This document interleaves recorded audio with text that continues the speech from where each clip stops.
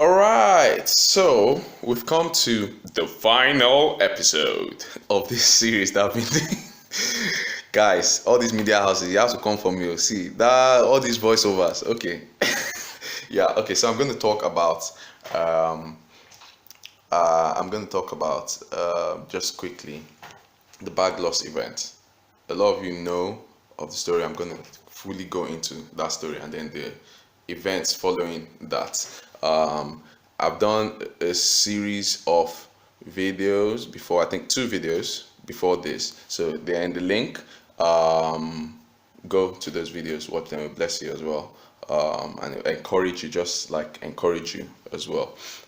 Like, comment, and share to your friends. There's someone out there that this will really, yeah, that this is for. So, yeah. Okay, so the bag loss event. What happened? I was on my way. The build up, the first video is about the build up, how God has spoken and all of this. And then I was now about to, like, it was about to happen. I was about to go for my master's. I was transferred 2 months before to Lagos. So, but my flight to the UK was from Abuja. So I was going from Lagos. I'll go to Lagos, connect to Abuja, see my family last, listen, and then come come to the UK for masters. And on my way to Lagos airport, an accident happened in front of us, and in fact, it was someone close to me. After while we were helping, I found out that I know this person is someone that was close to me back in undergrad, and one of my mentors. So I took it really personal. Like I was like into, and we're trying to like do accident rescue and stuff like that. In the process of all of that, my bag got missing, and in that bag was my laptop. Was laptop. It was my hard drive. That one is more distinct because information, things that you've built up over years. That hard drive is probably 7 years old or something. All that information in there. Two notebooks that contain key speakings, key dealings with God. Like I don't just write anything in those books, right? Since 2014, so from 2014 till 2017, it was mad. It was a mad loss for me. But finally, the key thing was I had all my documents in there, and by all my documents, I mean my birth certificate, university degree certificate, NYC, every single certificate that I had was in there, and also my passport with the visa I need to travel. So that was basically like a lockdown.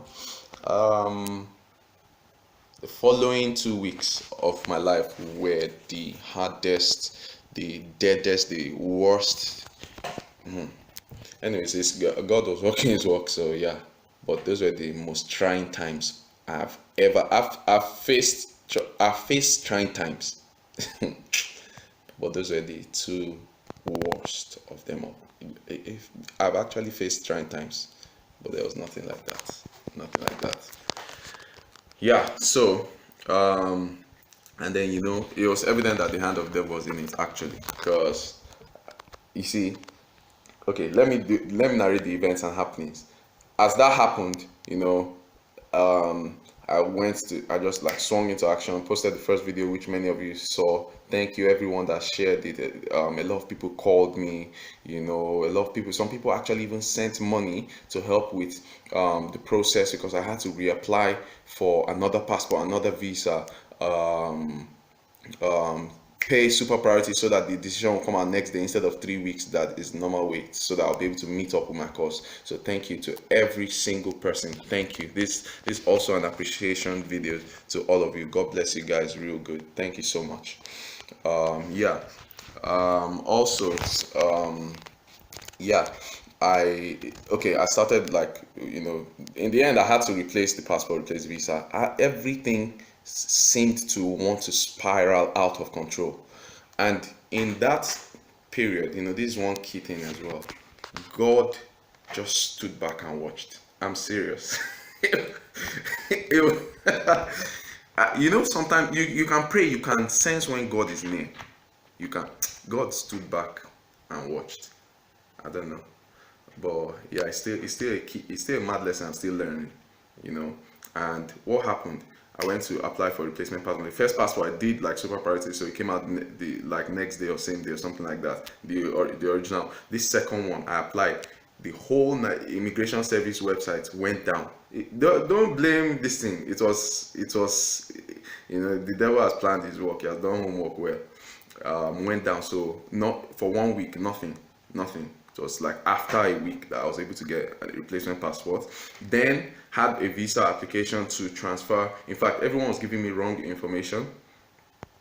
And some people said, oh, do this, do that. That's not what I was supposed to do. Some people didn't even know, even from embassy, like people that are supposed to be involved in this, what to do in case of loss like that.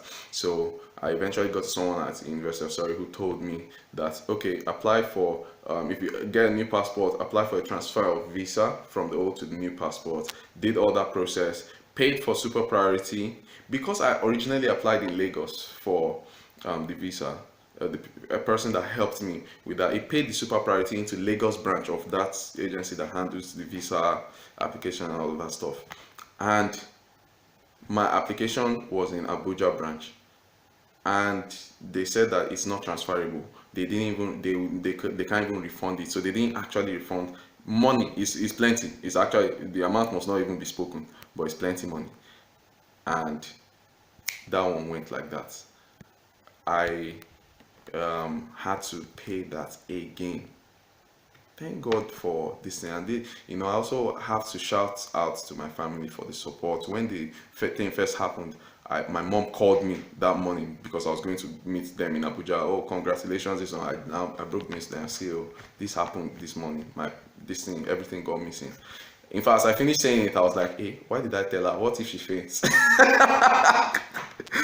But I can laugh now because yeah, God is good. God is good. So also that was, everyone was so supportive. Some family members also were the ones that sent money and stuff like that. And my dad, so strong. Like he followed me everywhere, and we went through all this process. I don't know, it was so calm. I want to also highlight on one thing in my life now. In my family, the men, I don't know, they are tough. But for the first time in my life, it has never happened before. I've never seen it before. For the first time in my life, when all these things happened to a certain point, I heard my dad say, "I'm tired." I've never see. Well, let's leave that. But it was so impactful on my family that my dad said that. Seriously, you may not understand the depth of that, but just take it from me. It was a mad decision for me. That's one of the things that made me love him more. Not as in like, I don't know the word to use. I don't know the actual word to use, but like respect him more. Like, there are sometimes that you respect by default, but this one, Jesus gained honor by what he did, not just by being son of God. There's some degree of honor. These are other things that, yeah. So yeah,